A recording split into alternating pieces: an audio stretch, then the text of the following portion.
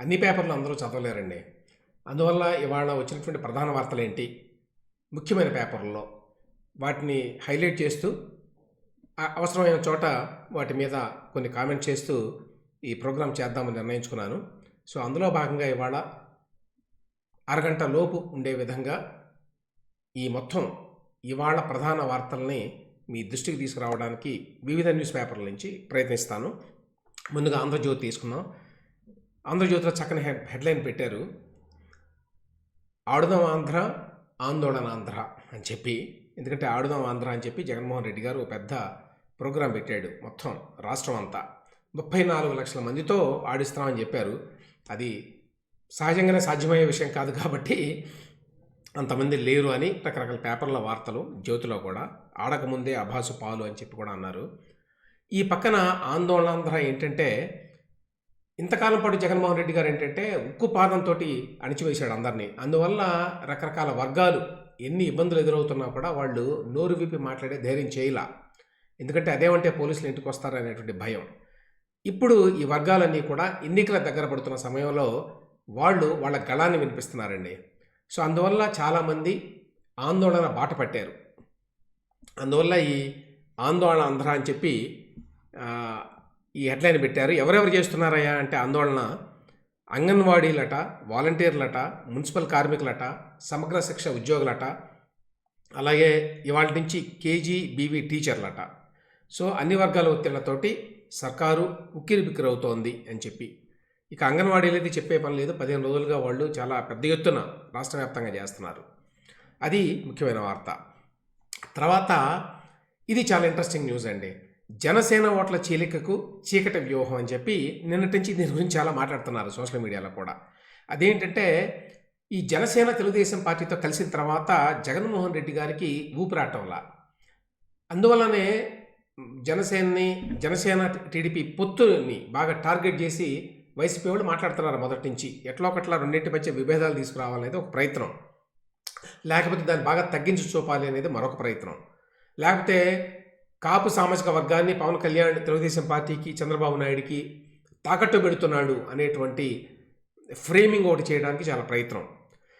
So రకరకాలుగా ఇప్పుడు ఈ కాపు ఓటింగ్ అంతా కూడా ఈసారి తెలుగుదేశం జనసేన కూటమికి వెళ్ళేటువంటి అవకాశం ఉన్నది అని తెలిసిన తర్వాత దానిని ఎట్లా డైల్యూట్ చేయాలని చెప్పి రకరకాల ప్రయత్నాలు చేస్తున్నారండి. అందులో భాగం ఇది. ఈ జనసేన ఓట్ల చీలికకు వీళ్ళు పన్నినటువంటి కొత్త వ్యూహం.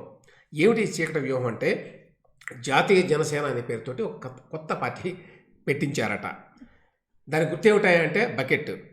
దాని అధ్యక్షుడి పేరు కూడా పవన్ కళ్యాణ్ అటండి. అంటే అటువంటి వ్యక్తిని తీసుకొచ్చి పెట్టారు కన్ఫ్యూజ్ చేయడానికి అన్నమాట జనాన్ని. కూకట్పల్లిలో మొన్న జరిగినటువంటి ఎన్నికల్లో ఆల్రెడీ ఈ పార్టీ పేరుతోటి పార్టీ పేరుతోటి పోటీ చేశారట. బకెట్ అనే గుర్తు జనసేన గ్లాస్ గుర్తుని పోలి ఉంటుంది. అందువల్ల ఓటర్లు కన్ఫ్యూజ్ అయ్యేటువంటి అవకాశం ఉంటుంది. సో ఆ గుర్తుతో పోటీ చేయడం వల్ల కూకట్పల్లిలో ఈ జాతీయ జనసేన పార్టీకి 800 ఓట్లు వచ్చినాయట. సో దాన్ని దృష్టిలో పెట్టుకొని ఇదేదో చాలా బాగుంది, మనం కూడా ఏపీలో ఇట్లా కనుక చేస్తే జనసేన ప్రభావాన్ని తగ్గించవచ్చు అని చెప్పి వైసీపీ వారి వ్యూహం అట. అందులో భాగంగా ఏపీలో ఆ పార్టీ అభ్యర్థుల్ని నిలిపేటువంటి ఆలోచన చేస్తున్నారు అనేది ఈ వార్త అండి. ఎందుకయ్యా అంటే పవన్ అభిమానుల్ని గందరగోళపరచడమే లక్ష్యం అని చెప్పి ఈ మధ్యకాలంలో హరిరామ జోగయ్య పేరుతోటి కొన్ని లేఖలు రాయించడం పవన్ కళ్యాణ్కి, నువ్వే ముఖ్యమంత్రి కావాలి లేకపోతే ఒప్పుకోవద్దు పొత్తుకి అన్నట్టుగా ఆయన అన్నట్టుగా ఆ లేఖలు ఉన్నాయి. కానీ హరిరామ జోగయ్య గారు ఆ లేఖలు తాను రాయలేదు అని ఈ పాటికే చెప్పాడు. కానీ ఉద్దేశపూర్వకంగా మరి వైసీపీ వాళ్ళు ఈ కన్ఫ్యూజన్ క్రియేట్ చేస్తున్నారు అనేది టీడీపీ జనసేన ఆరోపణ అండి. ఇక తర్వాత షర్మిలను సాదరంగా స్వాగతిస్తామని చెప్పి రుద్రరాజు గారు అన్నారు. ఆంధ్రప్రదేశ్ కాంగ్రెస్ పార్టీ అధ్యక్షులు గిడుగు రుద్రరాజు గారు, ఆమె వస్తే కాంగ్రెస్ పార్టీ బలోపేతం అవుతుందని చెప్పి ఆయన అన్నారట. అంటే నిన్న ఇదే ఆంధ్రజ్యోతిలో ఒక వార్త వచ్చింది. అదేంటంటే షర్మిలని ఆంధ్రప్రదేశ్ కాంగ్రెస్ పార్టీ అధ్యక్షురాలుగా, పిసిసి అధ్యక్షురాలుగా చేస్తారు అక్కడ అనేది. ఆ నేపథ్యంలో ఈయన రియాక్ట్ అయ్యి స్వాగతించాడు. ఇది ఇంపార్టెంటే, ఎందుకంటే స్వయంగా పీసీసీ అధ్యక్షుడిగా ఉన్న వ్యక్తే మరి కొత్తగా షర్మిల గారిని పీసీసీ అధ్యక్షురాలుగా ఏపీకి పంపించేటువంటి అవకాశం ఉంది అని చెప్పి మరి వార్త వస్తే దాన్ని స్వాగతించాడు అంటే దాని అర్థం ఏంటంటే ఏపీ కాంగ్రెస్ పార్టీ షర్మిల రాకకి సుముఖంగా ఉంది అని చెప్పి అనుకోవాలండి. నేను దీని మీద ఒక వీడియో చేశాను, ఆల్రెడీ ఆ వీడియో ఉన్నది యూట్యూబ్లో. దీని ప్రభావం ఎట్లా ఉంటుంది ఎందుకు అనేది, ఎందుకంటే జగన్ పార్టీ అనేది ఉన్నంతకాలము కాంగ్రెస్ పార్టీ ఏపీలో వచ్చేటువంటి అవకాశం లేదు. ఎందుకంటే కాంగ్రెస్ పార్టీని రీప్లేస్ చేసే జగన్ పార్టీ వచ్చింది. యాక్చువల్గా జగన్ పార్టీ మద్దతుదారులు అందరూ కూడా ఒరిజినల్గా కాంగ్రెస్ పార్టీ మద్దతుదారులే. సో ఈ నేపథ్యంలో ఒకవేళ షర్మిల నాయకత్వంలో కాంగ్రెస్ పార్టీ మళ్ళీ కనుక పుంజుకుంటే ఏపీలో ప్రధానంగా నష్టం జగన్మోహన్ రెడ్డి గారికే. సో అందువల్ల ఆయన ఎట్టి పరిస్థితుల్లో ఆవిడని రానివ్వకుండా ఉండేటువంటి అవకాశం కూడా ఉంటుంది. బట్ ఏం జరుగుతుందో భవిష్యత్తులో చూద్దాం. తర్వాత ఈ ఆడుదాం ఆంధ్రలో ఒక ఆసక్తికరమైన వార్త ఉందండి. అదేంటంటే క్రికెటర్ అంబటి రాయుడిని వీళ్ళేదో రానివ్వని వైనం అన్నారు. వాళ్ళు రానివ్వలేదా, ఆయన రాలేదా ఏంటో తెలియదు మనకి. వేరే పేపర్లో ఒక వార్త వచ్చింది ఈనాడు, తర్వాత చూద్దాం. అందులో ఏంటంటే అంబటి రాయుడికి బాగాలేదు, అందువల్ల ఆయన రాలేదని చెప్పి ఆయన తరఫు ఎవరో చెప్పారట. అది నిజమా లేక తప్పించుకోవడానికి చెప్పారా తెలియదు. మరి ఆ మధ్యకాలంలో అంత హడావుడి చేసి అంబటి రాయుడిని పిలిపించి ఫొటోస్ అని వేయించుకొని మరి ఇంత పెద్ద కార్యక్రమాన్ని చేసి ఆయన్ని పిలవకపోవడం ఏంటి, పిలిచిన ఆయన రాలేదా ఏంటి అనేది మనకు తెలియదు. అదొక లెక్క. తర్వాత మద్యం లెక్కల మాయమని మనకు వార్త ఉందండి. ఇందులో వెబ్సైట్నే తొలగించిన బీవరేజెస్ కార్పొరేషన్. బీవరేజ్ కార్పొరేషన్ అంటే ఈ లిక్కర్ బిజినెస్ చేస్తుంది గవర్నమెంట్లో. అందులో చాలా గందరగోళం అని చెప్పి ఇప్పటికే ప్రతిపక్షాలు చాలామంది మాట్లాడారండి. ఎందుకంటే లిక్కర్ అనే దాని మీద ఇప్పుడు అధికార పార్టీ ఏపీలో పెద్ద ఎత్తున ప్రతి నెల 100 కోట్ల రూపాయల ఆదాయం సంపాదిస్తోంది అనేటువంటి ఆరోపణలు పదే పదే చేస్తున్నారు. దానికి అనేక కారణాలు ఉన్నాయి. ఏంటంటే మొత్తాన్ని నేషనలైజ్ చేసి పడేశారు. సో ప్రైవేట్ జోక్యం లేదు. అందులో ప్రైవేట్ జోక్యం లేదంటే అర్థం ఏంటి, అదేదో మంచిది అనుకోవడానికి లేదు. మొత్తం ప్రభుత్వమే చేస్తున్నందువల్ల ఏం జరుగుతుందనేది ఎవరికి తెలియదు బయట. ఇంతకుముందు రీటైల్ షాప్స్ ఉండేవి, ఇప్పుడు అవి కూడా లేవు. రీటైల్ షాప్స్ కూడా ఇప్పుడు ప్రభుత్వమే నడుపుతోంది. దానివల్ల ఇందులో జరుగుతున్నటువంటి తతంగం అంతా కూడా బయటికి రాకుండా వాళ్ళు నిలపగలుగుతున్నారు. ఇప్పుడు ఏంటంటే చాలా వెబ్సైట్లను తీసేశారండి. ఇంతకుముందు చంద్రబాబు నాయుడు గారు ఉన్నప్పుడు ఏంటంటే ప్రధాన్ని కూడా ఆన్లైన్ పెట్టడం అనేది ఒక ప్రాక్టీస్గా ఉండేది. ఆన్లైన్గా పెట్టడం వల్ల పారదర్శకత ఉంటుంది, ఎవరికైనా సరే యాక్సెస్ ఉంటుంది గవర్నమెంట్ తోటి. వీళ్ళు ఏం చేస్తున్నారంటే ఉన్న వెబ్సైట్లు కూడా తీసేస్తున్నారు, ఏవి కూడా మెయింటైన్ చేయడం లేదు. తద్వారా ప్రభుత్వంలో ఏం జరుగుతుంది అనేది ఎవరికి తెలియదు. పెద్ద సీక్రెట్ అనమాట, అంతా గోప్యత. ఇప్పుడు బెవరేజ్ కార్పొరేషన్ వెబ్సైట్ని తొలగించారట. ఎందుకు తొలగించారు, వీళ్ళ లెక్కలేంటి, వీళ్ళు చెప్పేది ఏంటంటే ఆంధ్రజ్యోతి, రేపు ఎన్నికలు రాబోతున్నాయి, పెద్ద ఎత్తున లెక్కల పంపకం ఉంటుంది, మొత్తం బిజినెస్ అంతా కూడా గవర్నమెంట్ చేతుల్లో ఉంది. గవర్నమెంట్ చేతుల్లో ఉందంటే జగన్మోహన్ రెడ్డి గారి చేతుల్లో ఉంది, వాళ్ళ పార్టీ చేతుల్లో ఉంది. పెద్ద ఎత్తున ఈ పంపిణీ జరగబోతోంది, లెక్కల పంపిణీ ఎన్నికల సందర్భంగా. ఈ లెక్కలేవి తెలియకుండా ఉండటానికి ఎంతమంది వస్తుంది, అఫీషియల్గా ఎవరు కొంటున్నారు, ఎందుకంటే ఎవరైనా కొనాలి కదా పంచాలంటే. ఓన్లీ గవర్నమెంటే సోర్స్ కాబట్టి మీరు కొనాల్సిందే గవర్నమెంట్ దగ్గర నుంచి. కాబట్టి ఆ లెక్కలేవి బయట వాళ్ళకి తెలియకుండా ఉండటానికి ఇదిగో ఈ వెబ్సైట్ని తొలగించారు అనేది వీళ్ళ కథనం అండి. ఇదొక ఆసక్తికరమైన వార్త అండి. యూట్యూబ్లో మోదీ ఛానల్ నంబర్ 1.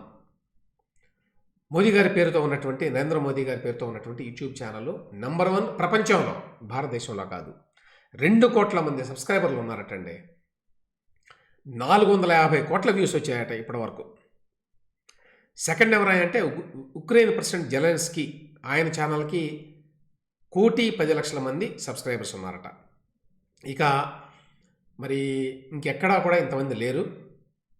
మొదటి నుంచి కూడా బాగా ప్రమోట్ చేస్తున్నారు నరేంద్ర మోదీ గారి ఛానల్ కానివ్వండి, ఆయన చేసే ఏ కార్యక్రమానైనా సరే, ఆయన ట్విట్టర్ ఎక్స్ అకౌంట్ కానివ్వండి, ఇతర సోషల్ మీడియా హ్యాండిల్స్ అన్నీ కూడా అన్నీ టాప్లోనే ఉన్నాయి.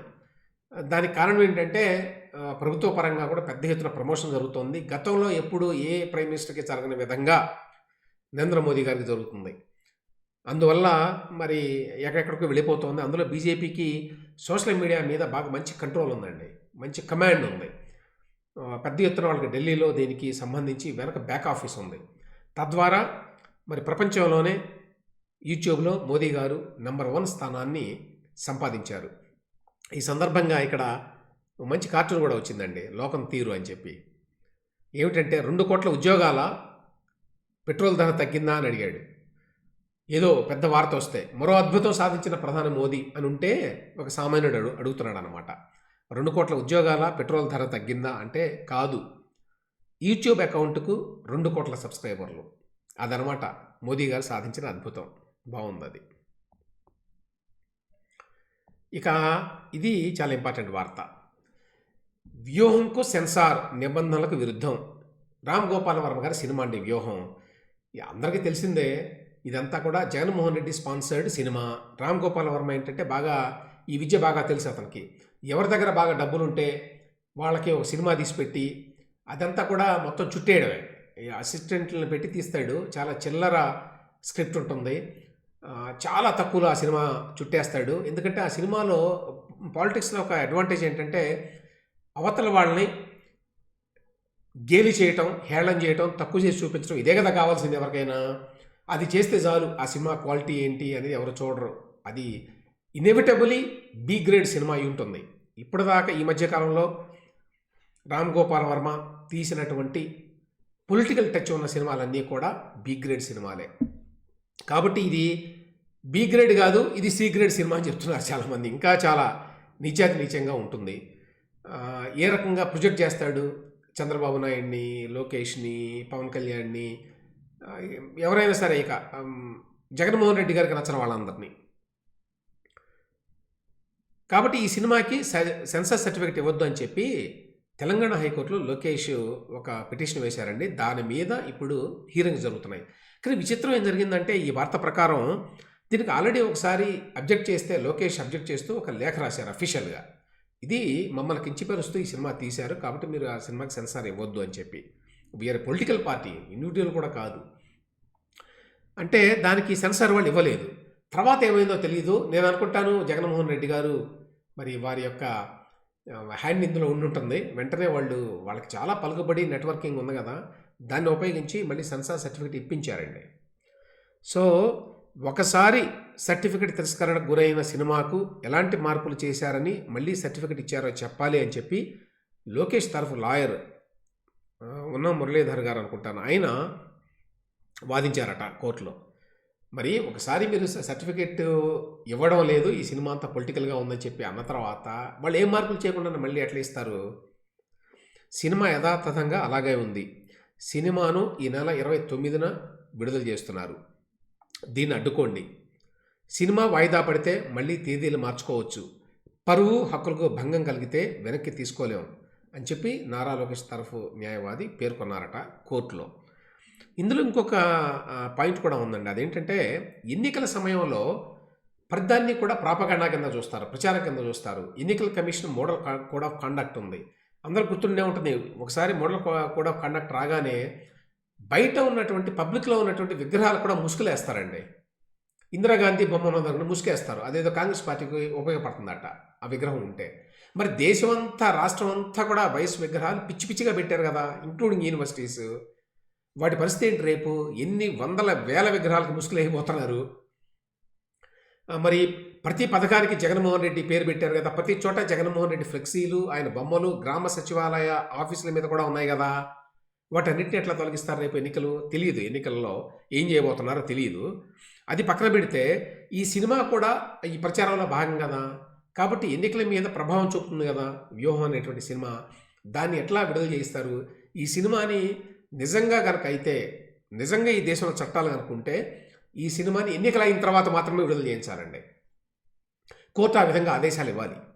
మరి ఏం చేస్తారో తెలియదు. 28వ తేదీన మళ్ళీ విచారణ చేపడతామని చెప్పారట. ఎందుకంటే 29న విడుదలకి డేట్ పెట్టుకున్నారట వీళ్ళు. సో ఏం జరుగుతుందో తెలియదు. ఇప్పుడు మరి జగన్ గారి ఆయన క్లౌట్ చాలా ఉంది కాబట్టి మరి ఎక్కడి వరకు ఆయన ప్రభావం ఉండబోతుందో తెలియదు. విడుదల అవుతుందా లేదా అనేది చూడాలి. ఇది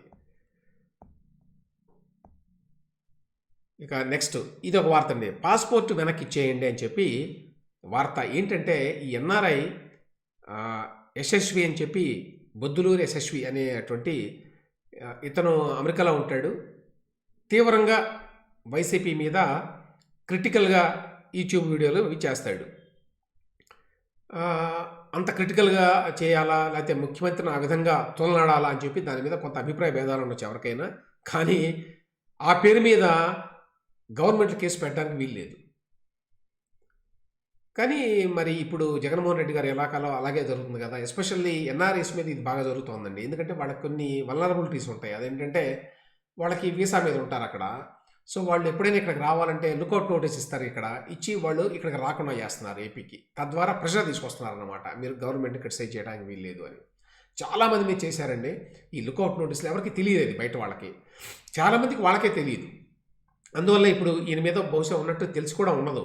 వాళ్ళ మదర్‌గా బాగాలేదని వస్తే మరి హైదరాబాద్ ఎయిర్‌పోర్ట్‌లో లుకౌట్ నోటీస్ గవర్నమెంట్ అండి. ఇప్పుడు ఏమవుతుందంటే గవర్నమెంట్ చేస్తోంది తప్పుడు పని అయినా సరే, గవర్నమెంట్ చేస్తోంది కాబట్టి శంషాబాద్ ఎయిర్‌పోర్ట్‌లో ఉండేటువంటి ఇమ్మిగ్రేషన్ అధికారులు వాళ్ళు వెంటనే ఇన్ఫార్మ్ చేస్తారు ఏపీ పోలీస్‌కి. చేశారు వాళ్ళు. చేస్తే వచ్చి యాక్చువల్‌గా మీరు సోషల్ మీడియాలో ఎంత క్రిటిసైజ్ చేసినా కూడా, యూట్యూబ్‌లో ఎంత క్రిటికల్‌గా మీరు వీడియోలు పెట్టినా కూడా దాని మీద 41A నోటీస్ ఇవ్వడం తప్ప మరేం చేయలేరు.